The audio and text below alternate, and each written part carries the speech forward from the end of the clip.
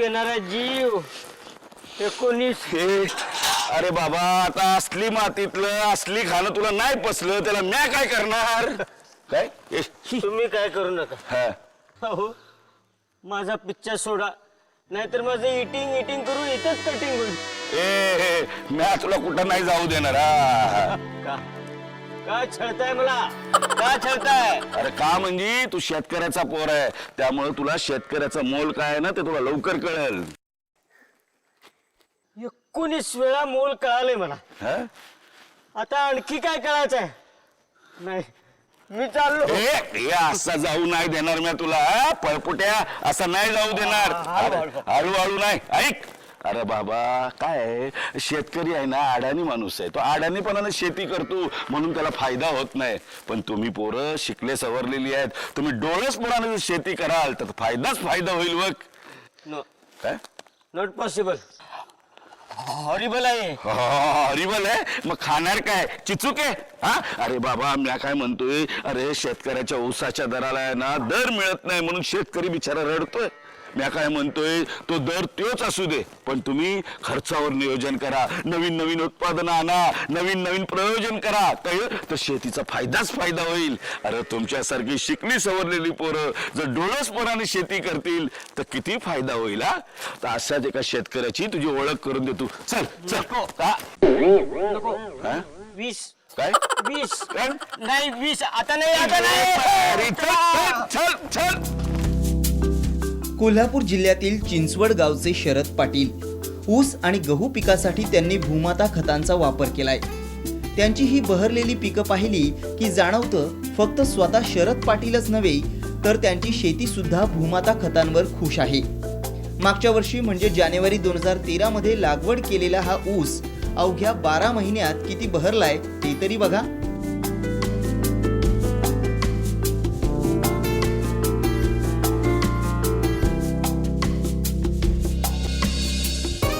भूमाताचे 18-18-10 real आणि micro nutrient Sharad Patil यांनी वापरले आहेत. या 20 गुंठे क्षेत्रात साधारण 30 टन ऊस होईल असा अंदाज आहे. ज्या वेळेला माळकर साहेब इथं आले आणि त्यांनी आम्हाला भूमाताबद्दल सांगितलं त्यानंतर मी भूमाता लागवड वापरायला चालू केलो.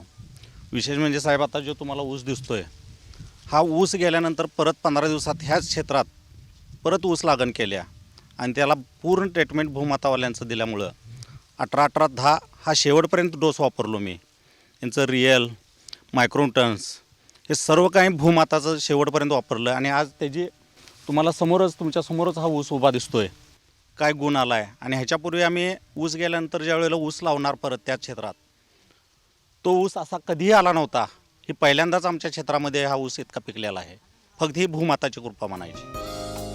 पूर्वी इतर ब्रँडची खतं वापरताना खर्च खूप व्हायचा पण आज भूमाता खतांमुळे खर्चात बचत झाल्यानं हवी तशी परिपूर्ण खतं देता येतात आणि त्यामुळे उत्पादनही भरघोस मिळतं असा शरद पाटील यांचा विश्वास आहे.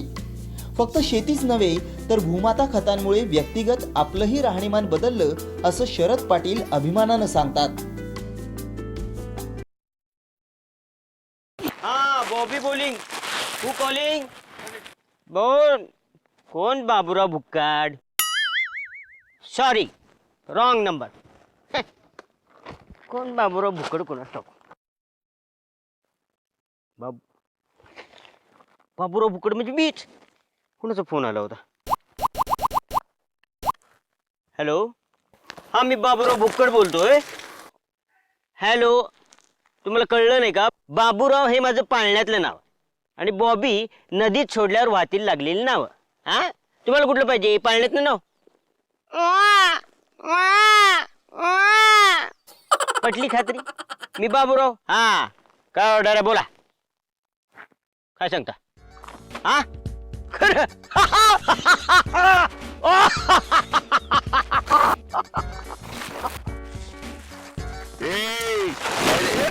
काय रे काय काय काय चाललंय अजून भूत गेलं नाही का नाचायचं?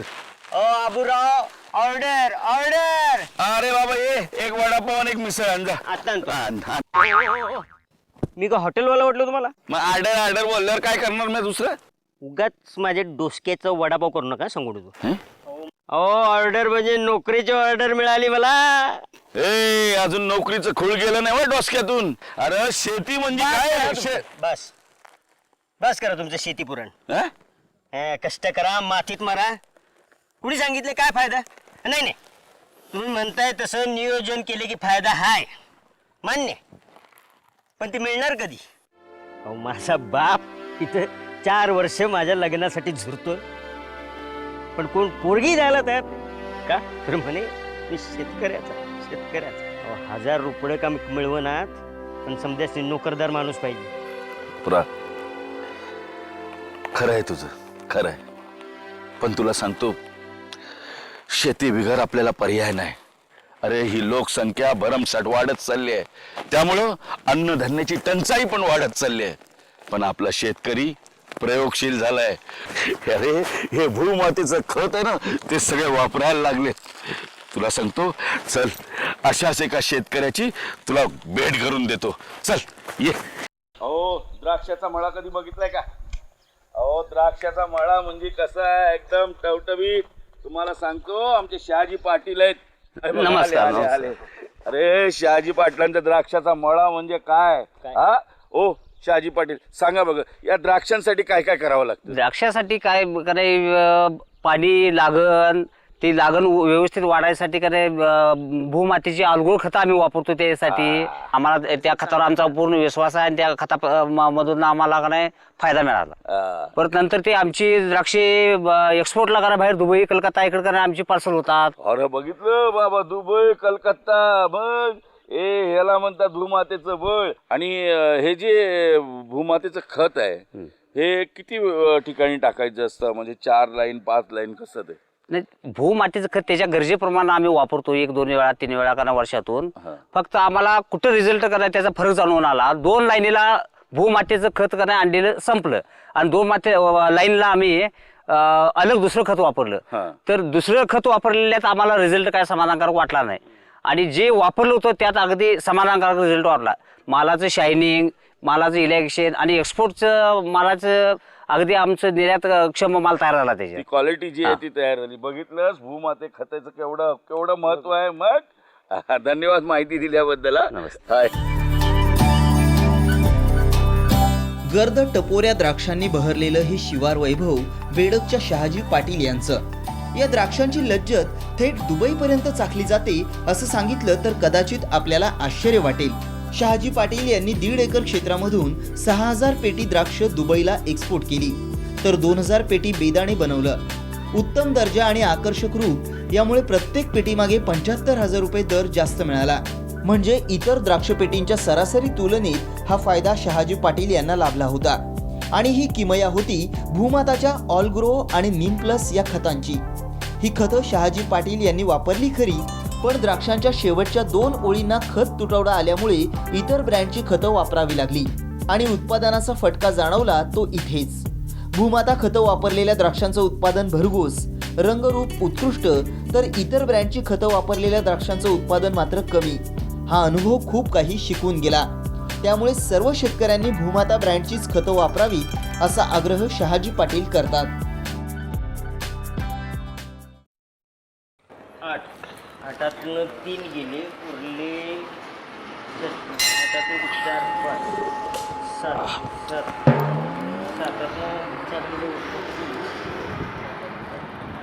लागतोय का हिशेब?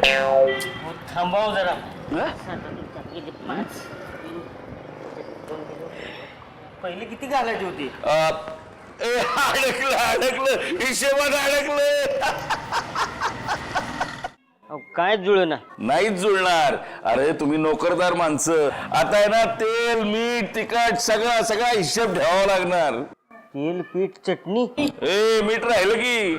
आबुराव, तुम्ही आमच्या जखमीवर मीठ चोळताय ना? बाबूराव, उलट तुम्हीच आमच्या डोळ्यात तिखट घालताय. नोकरी करायची ना म्हणजे असंच असतं. मोजून खायचं आणि कुठून सोडायचं. आज पगार उद्या गपगार. हसताय ना तुम्ही, माझ्यावर हसताय ना तुम्ही? अहो बाबूराव, तुमच्यावर नाही हसत मी आहे ना आमच्या अडाणी शेतकऱ्यावर हसतोय. अरे त्याला काय वाटतं शेतीत काय मिळत नाही, मग तो समजा विकत घेतो, मग त्याला शेतीची किंमत कळती. अबुराव मला सांगा, हो. तुमच्या मते समजा लोकांनी नोकरी धंदे सोडावेत आणि शेती करावी? बाबूराव अरे येड्या असं नाही म्हणायचं मला. निदान शेतकरी माणसाने शेती केली पाहिजे की नाही? हा मला सांग बरं, केली पाहिजे की नाही? आता या महिन्याच्या पगारात तुम्ही काय जुळवणार? आता तुम्ही नोकरदार माणसं बसून काम करणार. आता बसून काम करणार म्हणजे व्यायाम नाही, म्हणजे व्यायाम शाळेत जायला पाहिजे. आता मनाला शांती लाभत नाही, मग काय करावं लागतं? योगा क्लब मध्ये जावं लागते, हास्य क्लब मध्ये जावं लागते की नाही? अरे पण बाबा, एकदा शेती केली ना, शेतीत राबलं की हे समज फुकट होतंय, फुकट. असू दे असू दे. असू दे काय, तुझ्यासारखं नाही लगीन जुळत नाही म्हणून पळ काढायचा. हे बघा, अरे बाबा, तुम्ही नोकरदार माणसं 10,000 कमवता तरी तोट्यात, पण आमचा शेतकरी कमी कमवतो तरी तो सुखी असतो. चल, अशाच एका सुखी शेतकऱ्याची तुझी गाठ घालून दे तू. चल.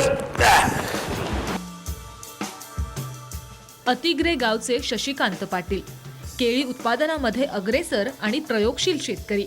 हे भरगच्च आणि पुष्ट केळीचे घड पाहिले की लक्षात येतं, या पिकासाठी दिला जाणारा खुराकही तितकाच सकस असणार. आणि हा खुराक म्हणजे घटप्रभा फर्टिलायझर्सची भूमाता खतं हे आपण ओळखलंच असेल. शशिकांत पाटील यांनी G9 या जातीची ही केळी रोपं लावली आहेत. भूमाता खतांच्या डोसमुळं 12 ते 13 फणीचे घड भरले आहेत. दरवर्षीच्या अनुभवानुसार यावर्षी फणींमधील अंतर जास्त आहे आणि यामुळेच केळीचं वजन आणि आकार वाढायला वाव आहे. लागणीसाठी मी भूमाताची रिअल, बायो3, सह्याद्री या खतांचा वापर करून केला असल्यामुळे माझी बाग अतिशय चांगल्या पद्धतीने आलेली आहे.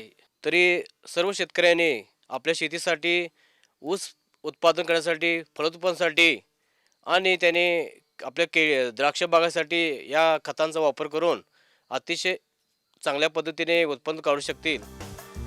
खतांमुळे पिकाची रोगप्रतिकारक शक्तीही वाढली आहे. पूर्वी साधारण 28 किलो वजनाचे घड मिळायचे, पण आता 40 किलो पर्यंत हे वजन भरेल असा अंदाज आहे. आणि हीच आहे भूमाताची किमया. निघ ना बाबा. रे काट्या, तुला माझाच पाय गावला वय. नाही निघत. रा पट्ट्या, तुला सांच्याला बघतो. आता ह्याचा काटा काढतो बरोबर. मला छळतोय काय? ओ अबुराव, हे काय काटा लगाव. ए काट्याचं काय नाही, आपण मी काटा की रे. पण काय रे, तू इकडं कोणीकडं? नाही, मी म्हंटल तुम्ही एवढं समजावताय मला, म्हटलं तुमच्या म्हणण्याप्रमाणे एकदा होऊ दे. म्हणजे तू शेती करणार? I agree. हा. People hungry, so I agree. I doing कष्टकरी अग्री. आणि मग इंग्रजातल्या गोट्यातल्या बियाणे, तू आधुनिक शेती करणार? मग अहो, आपला 2 गुंठे भात आहे. पहिल्यांदा आपण हेलिकॉप्टर विकत घेणार. हेलिकॉप्टर कशाला? भात कापायला नको का? हेलिकॉप्टर घेणार, ते असं उरपाट फिरवणार आणि त्याच्या पंख्याने खरखर खरखर खरखर खरखर खरखर खरखर भात कापणार. हेलिकॉप्टर परत सरळ करणार आणि त्या पंख्याने त्याला वारं घालणार आणि भात समजा पोत्यात भरणार आणि पॅकिंग करून हेलिकॉप्टर मध्ये घालणार, डायरेक्ट घरात. आहे की नाही आधुनिक शेती? मला तर वाटतं ना, तुला ना त्या हेलिकॉप्टरच्या पंख्याला असं टांगायला पाहिजे आणि गरा गरा गरा फिरवायला पाहिजे. आधुनिक शेती करतोय. अरे बाबा, त्याच्यासाठी आहे ना भूमातेचं खत जरुरी आहे. तुला सांगतो, भूमातेचं खत म्हणजे कोणतं? NPK. NPK. भूमाता खतांची पिकांसाठीची उपयुक्तता आपण जाणतो आहोतच. सध्या वाढणारी लोकसंख्या, कमी होत चाललेली शेतजमीन हे व्यस्त प्रमाण पाहता प्रायोगिक शेती ही काळाची गरज बनली आहे. भरघोस उत्पादन आणि मातीचा pH टिकवण्यासाठी म्हणूनच भूमाता खतं लायक आहेत. या खतांमधली ही NPK खतं दर्जेदार DAP, पोटॅश, युरिया, SSP यापासनं ही खतं बनवली गेली आहेत. यामुळेच या खतांबरोबर इतर कॉम्प्लेक्स वापरण्याची गरज कमी भासते. हजारो शेतकऱ्यांची अग्रगण्य पसंती अशी ही NPK खतं अल्पावधीतच लोकप्रिय झाली आहेत. नमस्कार. प्रकाश पाटील, मला एक सांगा, तुम्ही आधी काकडीचं उत्पादन काढत होतात, हा? ते किती काढत होतात? साधारण काकडीचं उत्पादन मी म्हणजे भूमाता खतं ज्यावेळी वापरलो त्याच्या अगोदरपासून घेत होतो. हा ज्यावेळी भूमाताची खतं आम्ही वापरली त्यावेळीपासून आम्हाला परिणाम चांगला दिसून आला.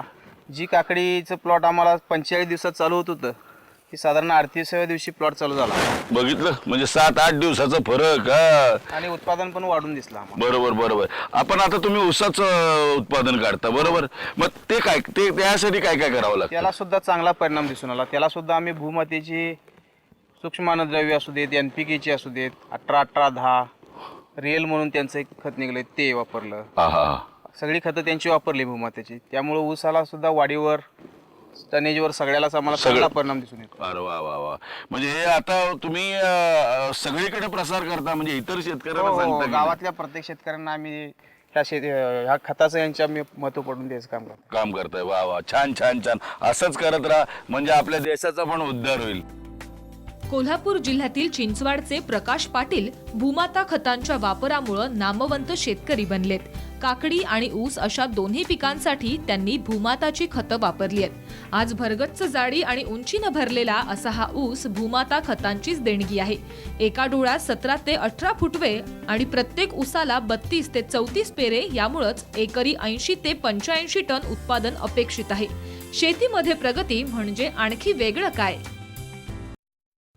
पेरा पेरात साखर भरली, नाही वाढीस जागा उरली, रंग पानाचा हिरवा ओला, तुझ्या उसाला लागल कोल्हा, तुझ्या उसाला लागल कोल्हा. कालतंय काय तिच्या काय माहिला बाबूराव तुम्ही आहे होय? ए बाबूराव, अहो बाबूराव काय ओळखताय काय? ए बाबूराव काय चाललंय? काय काय ओळखताय? काय चाललंय? काय संशोधन. तुझ्या बाला सांगतो मी इकडे या पोरींचं संशोधन करायला लागलाय म्हणून. हो पोरींच नाही हो, मग मी शेतकऱ्यांच्या भवितव्यासाठी संशोधन करणार. अरे पण कशाचं संशोधन करणार आहेस? उसावर. उसावर? हा हा अबुराव, हा ऊसाचं पीक घ्यायचं म्हणजे लई कष्टाची काम. वय तर ऊस मोठा करायचा, हम्म. तो कापायचा, हा. तो कारखान्यात न्यायचा, बर. त्याची साखर करायची. हम्म. एवढं सगळं करेपर्यंत शेतकरी असं गळू. तुम्ही नका गळू, तुम्ही नका गळू. हा तर त्याच्यावर माझा उपाय. हा. आंब्याच्या झाडाला कसे आंबे असतात वय वय वय. तसं ऊसाला 2 फांद्या असतील. अरे एका फांदीला साखरेचं पोत, दुसऱ्या फांदीला गुळाची ढेप, आणि मग ए उसाला फांदी असत्या. हाच तर माझ्या संशोधनाचा विषय आहे. त्या परिसरानं जमिनीचं पोत कसं सुधारायचं ह्याचं संशोधन करा, ह्याचा शोध करा. अहो शोध कशाला, त्यापेक्षा आपण भूमातेचं रिअल वापरू ना. हा मग जमिनीची सुपीकता वाढवणारं सर्वोत्कृष्ट दर्जाचं भूसुधारक म्हणजे भूमाताचं रिअल. पिकांच्या दुय्यम अन्न घटकांची गरज याद्वारे भागवली जाते. यातील कॅल्शियममुळे जमिनीची सुपीकता आणि जीवाणूंचं कार्य वाढतं. मॅग्नेशियममुळे